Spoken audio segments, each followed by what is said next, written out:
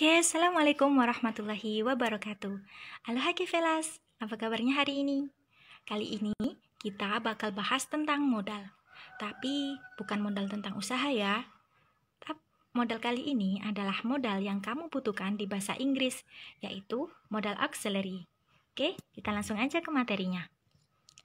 Nah, modal adalah kelanjutan dari pelajaran kita, dari diskusi kita yang pertama kali, yaitu tentang auxiliary. Nah, di sini kita bakal bahas apa aja sih yang termasuk ke dalam modal auxiliary itu. Nah, sebelum itu kita perlu ingat, auxiliary itu apa? Auxiliary adalah kata bantu yang bisa membuat makna kalimat itu lebih spesifik. Oke, nah modal auxiliary itu dibedakan menjadi dua Kevelas. Ada present, ada juga past. Present ada apa aja? Ada will, can, may, shall, ought to, dan must. Nah, kemudian kalau yang past, bentuk yang past, ada would, could, might, should. Jadi kalau will, ini adalah bentuk presentnya dari would, kemudian could, ada bentuk pastnya dari can, dan juga seterusnya. Oke, nah sekarang prinsip-prinsip dalam permodalan itu ada apa aja? Yang jelas, secara garis besar mereka ada 5. Yang pertama, modal yang sudah saya sebutkan tadi diikuti oleh verb satu murni. Artinya, verb yang tanpa tambahan s atau es, bahkan d atau ed. Jadi, meskipun modal yang kita gunakan adalah bentuk past, tetap kata kerja yang mengikuti, verb yang mengikuti harus tetap verb 1 murni. Nggak boleh verb 2 ataupun verb 3. Oke, contoh, I know I can treat you better than he can. Bacanya gak usah nyanyi ya. Jadi, I know I can treat you better than he can. Nah, bisa dilihat, I can. Can ini kan modal. Nah, dia diikuti oleh verb 1 murni. Treat. Nah, murni kan tanpa ada s ataupun es. Nah, yang kedua ada he can. Subjeknya he. Kemudian ada modalnya can. Tetap kita nggak perlu menambahkan s di belakangnya walaupun dia subjeknya adalah singular, subjeknya adalah he. Nah, ini benar. Nah, kalau yang ini adalah contoh yang salah. I know I can treat you better than he can. Nggak boleh, jadi modal itu nggak boleh ditambahi s ataupun es, d, ed, dan juga tambahan-tambahan yang lain, suffix, prefix yang lain, karena dia harus diikuti oleh verb 1 murni. Gitu. Walaupun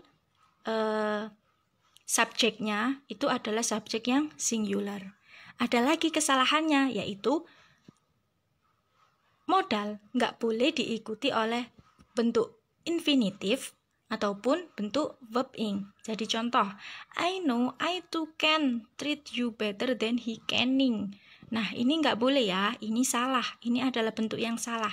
Jadi can itu tidak boleh didahului modal itu nggak boleh didahului oleh to infinitif ataupun diikuti to infinitif, dan juga bentuk modal tidak bisa diubah ataupun diikuti oleh bentuk verb ing gitu ya.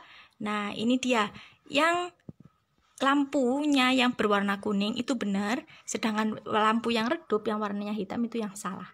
Oke, lanjut. Yang kedua, prinsipnya adalah dia itu tidak membutuhkan auxiliary lain, jadi dia bisa berdiri sendiri. You must think that I'm stupid. Nah, you must think that I'm stupid. Sudah cukup. Jadi ada modal, kemudian diikuti verb.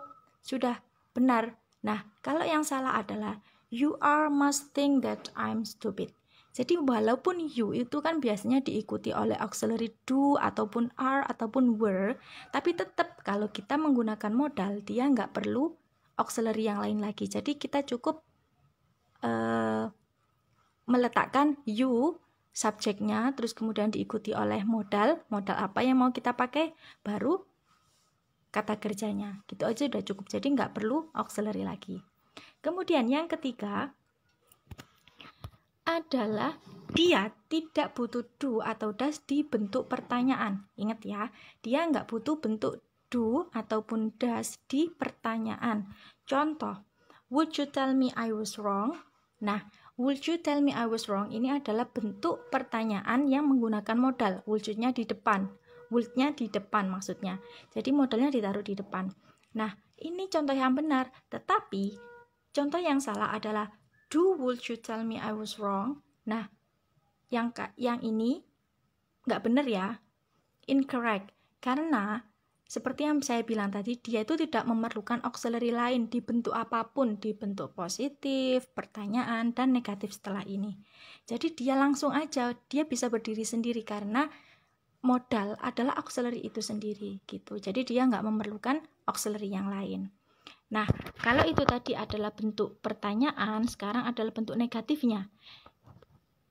Prinsipnya dia itu pokoknya dia nggak memerlukan auxiliary yang lain, nggak perlu kata bantu yang lain. Tadi nggak perlu auxiliary lain kalau dia di kalimat positif, kemudian nggak perlu do atau don't like does lagi di kalimat pertanyaan, dan di kalimat negatif dia juga nggak memerlukan don't atau doesn't. Contoh, I won't be silent, you can't keep me quiet. Nah kan kita nggak menemukan adanya don't atau doesn't meskipun di situ ada kata kerja, subjeknya I dan you. Langsung aja modalnya itu dinegatifkan, ditambahi not gitu. Jadi bukan kalau kita mau misalkan kita mau bilang aku nggak akan diem aja gitu, jangan bilang I don't will be silent gitu, bukan. Jadi langsung aja I won't be silent, I will not be silent. Modalnya kemudian dinegatifkan ditambahi dengan not gitu ya. Nah, sekarang modal itu juga bisa bermakna ganda sesuai dengan konteks.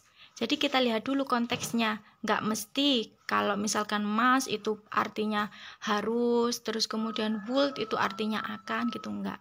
Oke, nah di sini nggak muat, jadi lanjut aja ya. Oke.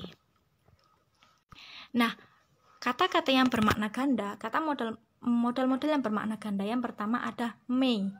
May yang pertama dia bisa berfungsi sebagai permission, yang kedua bisa sebagai pernyataan yang menyatakan probability yang yang lebih tinggi kemungkinannya gitu. Contoh yang permission, may I come to your office? Kemudian yang good probability, we may visit India next week. Jadi ini kemungkinannya itu yang lebih tinggi gitu. Kita mempunyai persentase kemungkinan untuk pernyataan itu terjadi itu lebih tinggi. Oke. Nah, may kan bentuk present. Nah, bentuk pasnya adalah might.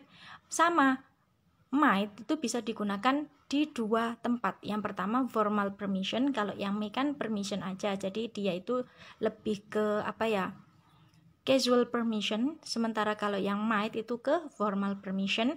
Ada juga probability. Kebalikannya, kalau probability di might itu kemungkinannya lebih rendah daripada yang may. Contoh, might I enter the class? Jadi ini lebih formal, lebih sopan gitu. Sementara kalau probability yang lebih lower adalah it might be hard but we can do it. Jadi kemungkinan iya ini emang akan sulit tapi kita pasti bisa melakukannya gitu. Lanjut. Yang ketiga adalah can. Bisa berfungsi sebagai permission, bisa juga sebagai present ability. Permission ya sama untuk meminta perizinan. Can I have a candy? Aku bisa minta permennya enggak? Terus ada juga present ability. Present ability ini adalah kemampuan kita saat ini. Kita saat ini bisa apa gitu. We can speak English. Nah, sama kayak yang may sama might, can bentuk pasnya adalah could yang bisa berfungsi di dua tempat. Yang pertama ada polite request, yang kedua adalah past ability. Jadi kebalikannya. Kalau polite request ini kebalikannya dari permission. Kalau permission ini lebih kayak ya kayak kita sama teman gitu. Jadi nggak perlu ada unsur kesopanan. Sementara kalau could ini digunakan untuk polite request. Jadi yang lebih sopan. Could you fix my phone? Gitu. Jadi permintaannya ini lebih kayak kita menghargai yang kita ajak bicara. Sementara kalau past ability, kalau yang present ability kan kemampuan kita saat ini. Sementara kalau past ability ini adalah kemampuan kita yang kita miliki dulu, tapi kita sekarang udah nggak bisa lagi. Contoh, 2 years old of me, I could play piano. Nah, jadi pada saat aku masih 2 tahun aku tuh bisa main piano, tapi sekarang udah nggak bisa lagi, kayak gitu. Selanjutnya adalah will. Will, seperti yang kita ketahui kemarin di pelajaran future tense, itu adalah untuk menyatakan future plan. Jadi contoh, she will be home tonight. Kemudian bisa juga dia dipakai untuk request, untuk permintaan. Will you marry me, darling? Ya, gitu ya. Nah, sekarang bentuk pasnya adalah would. Ada bisa digunakan sebagai prediction, bisa juga digunakan sebagai polite request. Prediction ini untuk memprediksi hal-hal yang terjadi kemarin gitu. Jadi misalkan he was right that she would come gitu. Jadi dia laki-laki ini memprediksi bahwa dia perempuan ini bakal datang gitu. Nah, sementara kalau polite request ini contohnya, would you mind calling me tonight? Itu ya. Nah, kayaknya kurang satu deh. Apa ya? Jawabannya adalah must. Jadi must ini dia nggak punya bentuk past. Jadi walaupun di present dan di past dia tetap yang digunakan adalah must. Must ini bisa digunakan di 2 tempat juga. Ada responsibility, bisa juga digunakan sebagai assumption. Di responsibility contohnya, you must pay your tax. Jadi kamu harus membayar pajak-pajakmu. Sementara kalau assumption, she is absent, she must be sick. Jadi kita membuat kesimpulan gitu. Dia nggak datang. Oh, mungkin saja dia sakit kayak gitu. Oke.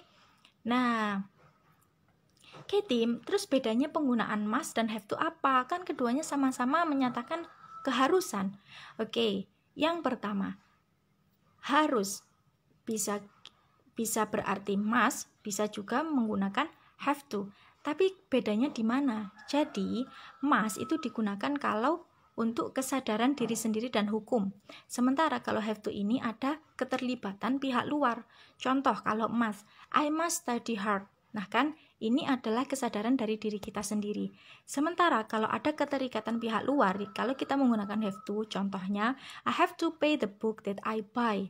Gitu. Jadi, aku harus membayar buku yang aku beli. Jadi di sini ada keterlibatan penjual, bukan kesadaran diri kita sendiri, tapi ada keterlibatan orang lain.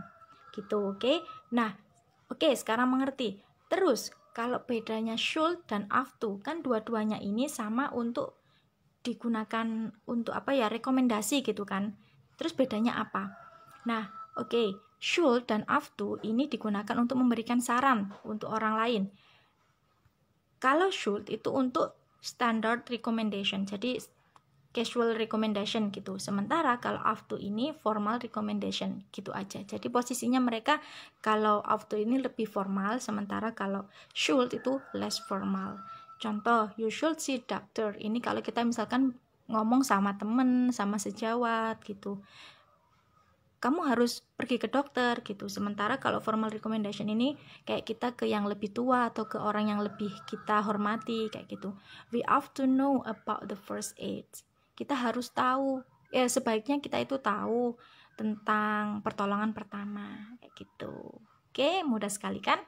Nah, ada juga bentuk lain dari modal. Yang pertama ada modal plus have plus verb 3. Ada juga yang untuk menyatakan kebiasaan.